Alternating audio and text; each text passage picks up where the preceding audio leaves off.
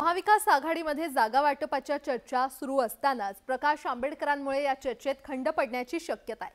पण प्रकाश आंबेडकर एवढ्यावर थांबले नाही, तर त्यांनी थेट भाजपचा हात धरण्याचा इशारा देत महाविकास आघाडीचं टेन्शन वाढवल्याचं पाहायला मिळालं।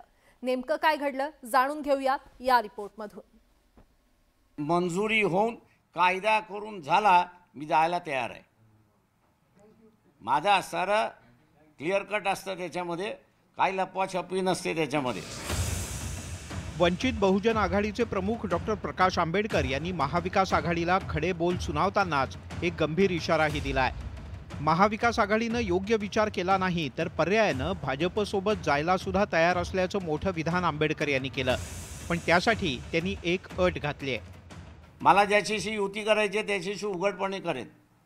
मी मागच्याही प्रेस कॉन्फरन्स म्हणालो होतो, RSSनी म्हणाव की आम्ही असणारं पुजारी हे जातीवरती नाहीत, पण यापुढे जे युनिव्हर्सिटी स्थापन होईल त्याच्यातून पुजारी पण येईल आणि he only will have a right.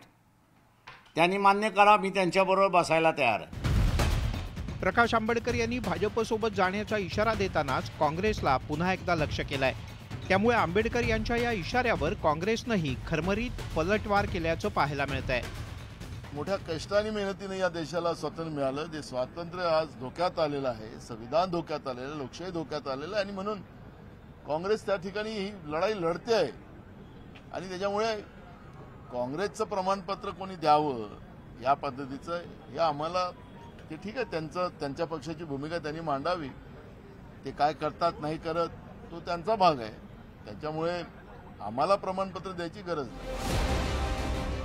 एकंदरीतच प्रकाश आंबेडकर सातत्यानं मित्रपक्षांवर निशाणा साधतायत। अगदी सुरुवातीपासूनच प्रकाश आंबेडकर महाविकास आघाडीसोबत येणार की नाही याबद्दल शंका उपस्थित केली जात होती। आता जागा वाटपाची चर्चा अंतिम टप्प्यात असतानाच आंबेडकर यांनी महाविकास आघाडीला कोंडीत पकडलंय। याचे नेमके काय पडसाद उमटतात हे पाहणं महत्त्वाचं आहे। Bureau report, news 18 Lokmat.